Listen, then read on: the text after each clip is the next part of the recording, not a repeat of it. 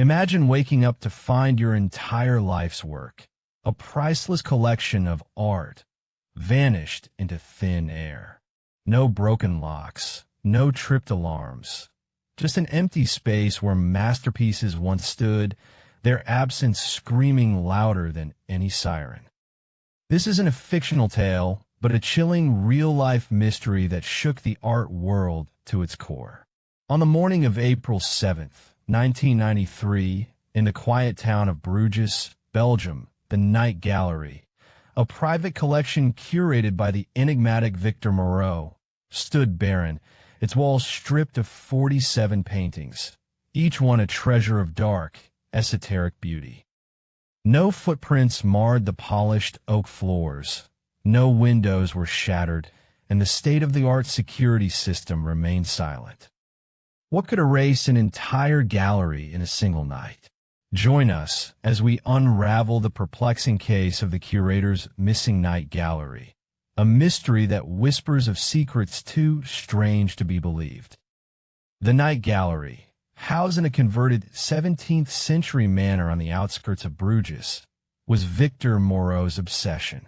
A reclusive art historian with a penchant for the macabre, Moreau had spent decades amassing works of unsettling brilliance, paintings of shadowed figures, dreamlike landscapes, and portraits with eyes that seem to follow you. His collection, valued at over 20 million, included rare pieces by obscure symbolist painters and forgotten Flemish masters, each chosen for its ability to evoke dread. On April 6, 1993, Moreau locked the gallery at 10 p.m., as he did every night, setting the alarms and checking the cameras. He retired to his adjacent residence, a stone's throw away, and slept soundly. At 6 a.m., he returned to find the impossible. The gallery was empty. 47 frames, their canvases gone, hung like hollow bones on the walls. The air was still, heavy with the scent of linseed oil and something acrid, unplaceable. Police swarmed the manor, their boots echoing in the cavernous space. Inspector Clara Vandenberg, a veteran of art theft cases, stood baffled. The gallery's security was formidable. Motion sensors, infrared beams, pressure-sensitive floors, and cameras that recorded nothing but static between midnight and 3 a.m. No locks were tampered with, no windows breached. The only clue was a faint dusting of silvery powder on the floor, too fine to be ash, too elusive for immediate analysis. Initial theories pointed to a master thief, a modern Arsène Lupin with technology to bypass alarms. But the lack of physical evidence debunked this. The paintings, some too large to fit through the gallery's narrow doors without disassembly, couldn't have been removed in one night without noise or trace. Vandenberg's team searched for hidden passages, trapdoors, anything to explain the impossible. They found nothing but cold stone and silence. The investigation deepened, turning to forensic anomalies that defied logic. The silvery powder, analyzed at a Brussels lab, was an unknown compound, particulate, non-organic, with traces of elements not found in any known database. Dust patterns on the floor suggested movement, but not human, swirling eddies. But if something had swept through the room without touching the ground. Air samples revealed faint electromagnetic disturbances, like static from storm, though the night had been clear. A groundskeeper, Henri Dubois, reported seeing a strange vehicle near the manor at 2 a.m., a sleek, unmarked van that seemed to shimmer, its edges blurring in the moonlight. By the time he approached, it was gone, leaving only tire marks that ended abruptly, as if the vehicle had vanished.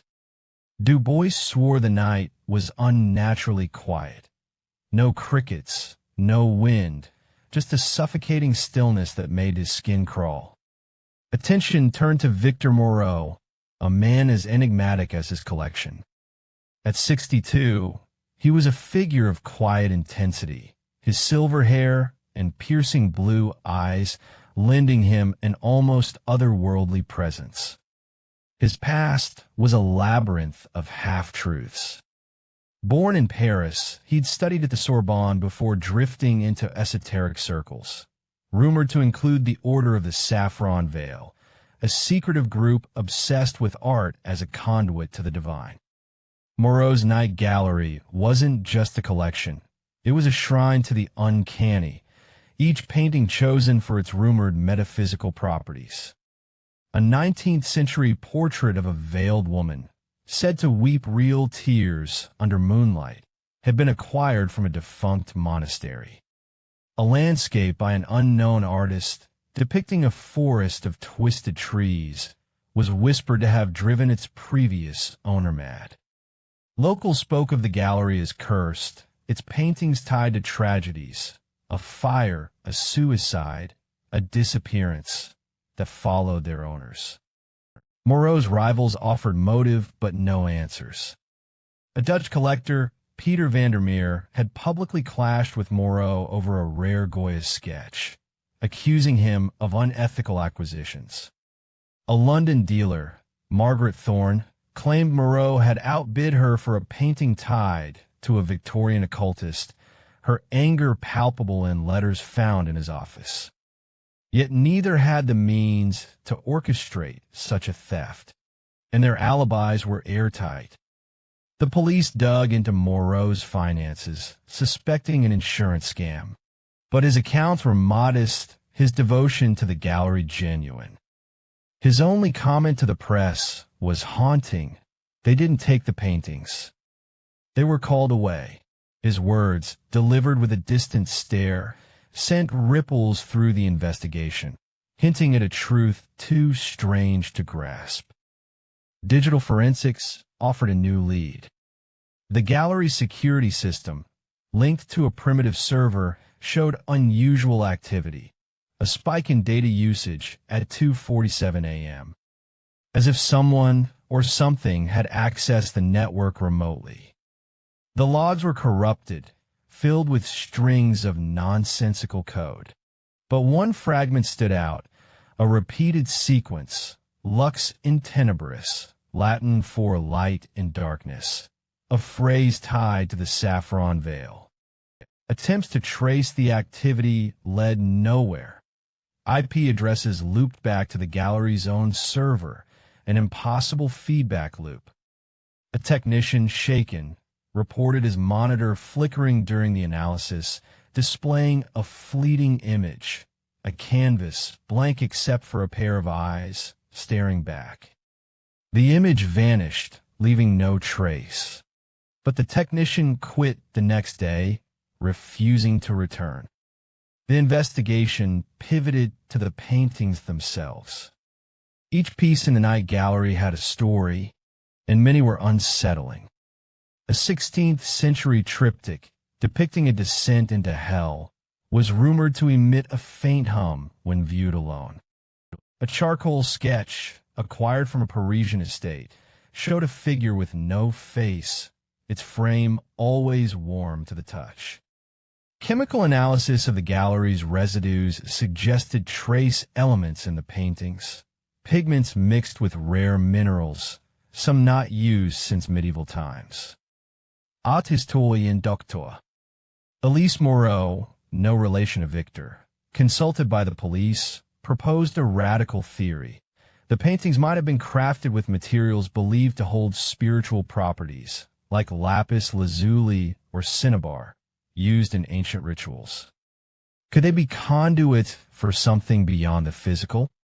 She hesitated to say more, her academic rigor warring with the case's strangeness. Parapsychological theories emerged, whispered in the margins of the investigation. A Belgian medium, Madame Laveau, claimed the gallery was a thin place where the veil between worlds frayed. She described a spirit thief, an entity drawn to the painting's emotional weight, grief, fear, obsession, stealing them not for greed but to feed on their energy. Skeptics scoffed, but Vandenberg, desperate, allowed Laveau to visit the gallery. The medium fainted within minutes, muttering about too many voices and a light that burns. Fringe scientists offered another angle, quantum entanglement, where the painting's unique materials might resonate with forces beyond detection, where a localized temporal anomaly, a glitch in time itself. These theories, unprovable, only deepened the mystery, leaving investigators grasping at shadows. The heart of the case lay in its climax, a discovery in Moreau's private journals, found hidden in a false drawer. Written in a trembling hand, the entries detailed his growing unease. "The paintings watch me," he wrote on March 15, 1993. "At night, they hum like a choir. I hear footsteps, but I'm alone." The final entry, dated April 6th, read, "They want to go home. I can't stop them." A single page, torn from an older journal, mentioned a ritual tied to the saffron veil, meant to bind the light in art. Had Moreau, knowingly or not, unleashed something by assembling the collection? The journal hinted at a painting he never displayed, a work called The Threshold, said to depict a door to nowhere. Witnesses claimed it was in the gallery the night before the disappearance, but its frame, like the others, was empty. The truth remains elusive. The night gallery's loss was more than financial. It was a cultural wound, erasing works that spoke to the human soul's darkest corners. Moreau, devastated, retreated from public life, dying in 1995, his final words to a nurse: "They're not gone, just elsewhere." The manor stands empty, its walls bare, though locals report strange lights flickering inside it. Vandenberg's team never closed the case, their final report listing cause unknown. Paranormal investigators visit, their EMF meters spiking, their cameras capturing orbs that skeptics call dust. Dr. Elise Moreau continues her research, tracing the painting's origins, but admits some questions defy answers. The silvery powder, retested in 2001, remains unidentified, its composition defying science. What happened to the night gallery? Was it a heist beyond human capability, a supernatural theft, or something stranger still? The case challenges our understanding of reality, suggesting that art, imbued with emotion, might transcend the tangible. If 47 paintings can vanish without a trace, what else is vulnerable in our world? The manor silence holds no answers, only echoes of footsteps, of humming canvases, of a curator's life unraveled. What do you think took the night gallery? Share your theories, your insights, and help us probe this mystery. Perhaps the truth lies not in what was taken, but in what was left behind, a void that whispers of secrets too vast to comprehend.